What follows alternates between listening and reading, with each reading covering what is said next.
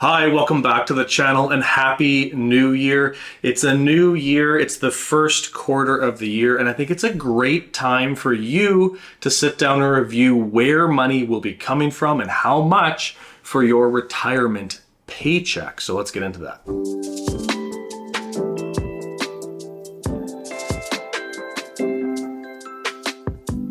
You may have heard me talk before about a retirement paycheck or where your actual money is coming from in retirement, but I do believe it's a really great exercise to actually sit down in January, even ideally last month in December, and take a look at what you're anticipating in this year. And in particular, if you've watched the channel before, you know I like to build your retirement paycheck step by step. We start with the foundational income, then we move to the structural income, then we get to the finishing income, and there's one extra step kind of shoved in there, and that's just evaluating the tax environment that we're in the particular year. So in this video, what we're going to do is we're going to go into an example. We'll go through a spreadsheet that I've designed. It's a bit of a work in progress, I'll be honest, but I'll make it available to anyone who emails and asks for it. And at the end, you can see kind of how I go through the process of figuring out where I actually want to pull different income sources from. So just a reminder, foundational income is defined by me as incomes that are reliable and not linked to a market. We do not want market risk or rental risk or interest rate risk associated with your foundational income. This is the boring gray concrete that's holding the house up. We don't want risk associated with it. So by my definition, we're talking CPP, OAS, GIS, and a pension if you have it. And so if we go over here, we can see a couple of different things. For 2025, we're anticipating a 2.6% increase to CPP. If I go to the OAS page, because it says CPI did not increase in the last 3 months, we're not anticipating any increase for the first quarter of OAS. There could be more in the future. I do anticipate there to be some volatility next year, so I wouldn't be surprised if CPI is adjusted. And from there, we go into my actual spreadsheet here. So here's step one of the spreadsheet. So we have CPP, OAS, GIS, and pension. Like I said, I already have the 2.6% accounted for CPP. So if you go into the spreadsheet and you say, let's say last year you got $1,000 per month of CPP, you can anticipate $1,026 a month from CPP going forward in 2025. If your OAS was, let's say, 700, and I'm just using round numbers here, you can anticipate another 700. And for the sake of this example, I'll assume that there was no GIS and no pension to go with that. So from there, we move on to structural income. Structural income is associated with some form of market risk, but has some form of restriction. If you have a LIF, you'll have a LIF maximum. A RIF will have a RIF minimum. If you have a rental property, it's not as if you can go to your renters, or it's very unlikely that you can go to your renters and say, hey, give me 14 months rent right now, please. You're restricted to only a certain amount per month. So what I've done here is I've put those different things in here: LIF maximum, RIF minimum, rental income, and other, just in case you have some other form that you can put into this kind of category. And you'll see I already have values here. And that's just based on a 68-year-old, based on the 2024 LIF and RIF numbers. So I'm going to show you a chart here in a second, and we don't have the 2025 chart yet. It'll come out probably in late January, which will give you the most precise version of this, but the changes will be very minute, if at all. So I'm comfortable going off of the 2024 chart. Let's take a look at it. All right, so here's a chart here for the 2024 registered plan minimums and maximums. So I've picked age 68 at random. I just had to pick one of the years. And to be clear, what that means is that December 31st of 2023, you were age 68. And so for this, you can see there's the first column here is nice and broad because it applies to many, many different things.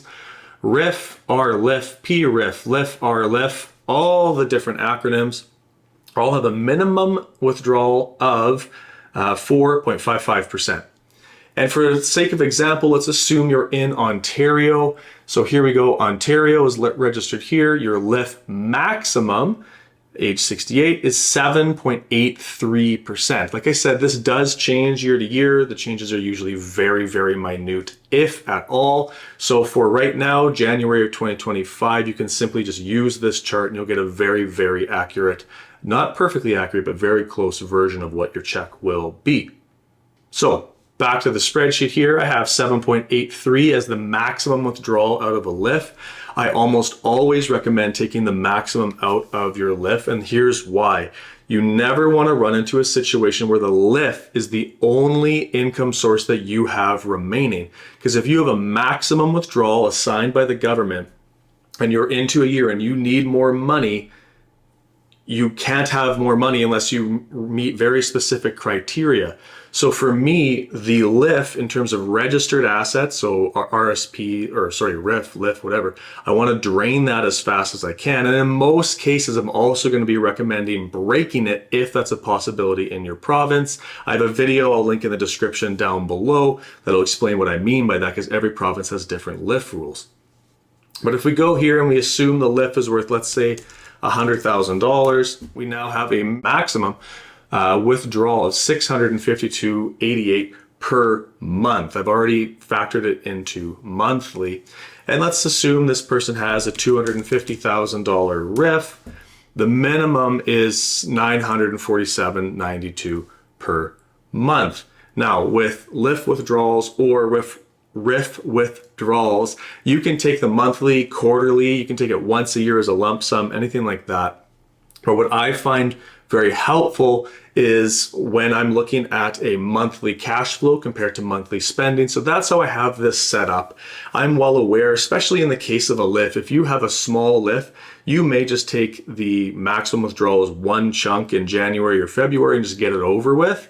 In fact, that's another thing I generally do recommend. Just get that out of the system and let it kind of do its thing.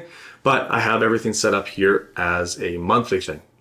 For the remainder of this example, assume they do not have a rental property and they do not have other, which again, you can kind of fill in if that makes sense for you.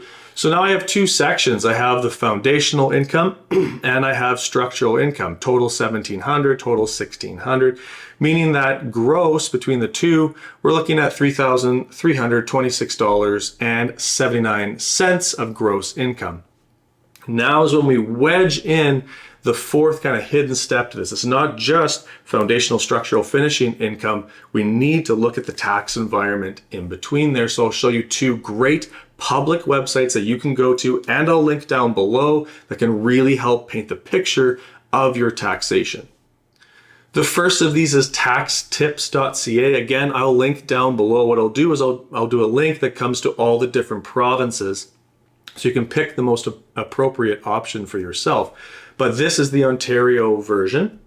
And then the other website I like to use is this one, which is Ernst & Young's website, Personal Tax Calculator. So go to the 2024 values for that. What's so great about this taxtips.ca website is that it has all the brackets. We have the 2024 brackets and the 2025, so you can see kind of where the differences are. And you can see exactly where the marginal brackets increase along the way. And before we dive too far into this, we need to realize what it is we're trying to spend and then kind of figure out where we're really realistically going to land. So let's go back to the spreadsheet just for a second. So here we already know from foundational and structural income, which really we have no say in how much is coming from where, etc. We have $3,326. So that's about $36,000 gross coming to us. And you'll notice in the structural area, we don't have TFSAs or anything like that listed, so we can maybe assume that we have some there. But if we want to be spending around $5,000 a month, if that's our goal for retirement, or about $60,000 a year, we know we're going to be kind of in that range. So if we go back to taxtips.ca, looking here, we can see that up to $57,000 of gross income, the marginal rate's only 24.15%. We know we're going to have to push higher than that because taxation is going to pull us down to 60 grand. So we know we're going to be above that. So we're going to be looking at 29% marginal tax rate in all likelihood. We don't really need to go beyond that. If you happen to be in a couple, if these numbers were for a couple, now instead of needing 60,000 net, which would be probably $70,000 gross, You only need about half that probably, because taxes are so much more efficient for a couple. So you can look at all kinds of different things. I use this to see where the different breaks happen. So maybe after we realize that we have $36,000 of taxable income coming from our foundational and structural, maybe we look at this and say, okay, let's try to drive our taxable income to about $52,000, and then anything above that would come from the TFSA, and therefore we won't go into this 24.15% marginal tax rate. Maybe that's a good strategy for you. Maybe it's not. Everyone is different, but that's what we can be looking at here and say, okay, if I drive above 52, I know I'm jumping a tax bracket. So how much does it make sense to use my TFSA in this year? And in those particular brackets, I wouldn't be overly concerned about taking a little bit extra from my RSP versus protecting the TFSA, because that's still a reasonably low rate. But for some of you, you have more money than what I'm showing in this example. For some of you, your foundational and structural income will be pushing you into the high 30s. For a very small number of you, even into the high 40s or mid 40s. And now it really makes sense to try to balance TFSA versus RSP. But in this case, we're well down into the bottom marginal tax bracket, and that's totally fine. The other nice thing is we can go over to Ernst & Young's website, and if we assume we want, let's say, 70,000 just for a little bit of an experiment here, this is taxable income. We go to Ontario, you're paying 13,000 nearly of taxation, 57,000 is coming to you. So if you aimed at an income like this, and then just supplemented with $2,600 of TFSA income, you have your $5,000 per month, and your average tax is only going to be 18%. That's a nice average rate. Again, if you happen to be a couple doing that exact same thing, 35,000. Now your average rate is only 11.53%. And if you look, now we have 31,000 each, which means you've actually fully achieved your spending goal of $5,000 per month between the two of you, which means you don't have to touch your TFSA at all in this case if you wanted to keep it that way. That's why I find these websites so powerful. You can really see where the savings are. All right, so back here we have our foundational and structural gross at $3,300. We saw that the assumed average tax rate was 18%, meaning that our net foundational plus structural is $2,700, which means in terms of net, we're $2,200 shy of our spending goal. All right, so we're $2,200 short on the spending goal. We have RSPs, TFSAs, non-registered, and other. Again, you can fill in what you want there. And what I've done here is if you punch in an average tax rate of 15, it'll auto-populate down below, or 18, whatever it is, and we can start seeing our net withdrawals. So I'm just picking numbers here just to kind of fiddle around. We can do $1,000 of RIF income on top of the minimum. Means you're getting 820. The non-registered is also taxed at the same rate, which is realistically very, very high. You wouldn't be paying that in all likelihood unless you had a ton of gains. But I have it there just to, again, be a little bit conservative.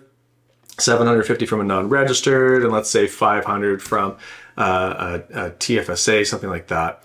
We have our gross income coming in at 5,500. Our net income is only at 46. So we actually haven't met our spending goal yet. So let's bump up the RSP. Whoops, there we go, 1,500 a month now, and I'm just barely getting over that number. So we'll change the TFSA to 420. Or 430, because my mental math is terrible today. And there we go. We have met our monthly net goal of $5,000 per month, and this is a great way to break it out. It also will then give you your estimated taxable income and a very, very rough tax payable just based on that 18%. Do not use this as gospel when it comes to your CRA filing. This is just a rough tool to get you in the right ballpark. The other thing too is if you're over 65, there's tax credits that are going to come into consideration. They're going to lower your tax rate, etc. But if this was a single person and this happened to be the example that they were looking at, this is a good way to get a decent idea of what you'd be looking at for a retirement paycheck. Let's flip this script here a little bit and let's assume this is a couple with the same spending goal. So let's say it's 1,300 and 1,400 for OAS. They both got full OAS. Let's assume the assets are exactly the same, no difference there. Now instead of being 2,200 short, we're only 1,400 short. But remember, over at the Ernst & Young website, by splitting that income, their average went down to about 11%, or 11.5, if I remember correctly. So we'll just make that 12%, which means we're only $1,100 shy of the goal. So I probably don't need to touch the TFSA. In fact, I don't need to touch the non-registered either if I didn't want to, depending on strategy. And let's try $1,350 a month. There we go, that worked out. So now instead of taking $1,500 plus 750 extra plus another 400, we're only taking $1,350. So you can see how significantly more effective it is to be in a couple when it comes to the taxation, because your assets get to be protected long term. All right, so that was a huge dump of information, and I know that these ones get pretty technical. I built this spreadsheet a few days ago when I had this idea for the video, and I know it's not perfect, so please give me your feedback on how I can improve it for the future. If you want access to it, my email will be in the description down below, so just send me an email and I'll happily get it to you. If it's time for me to look at your retirement paycheck or your retirement plan, there'll be a link in the description below as well that comes directly to me. Until next time, keep planning.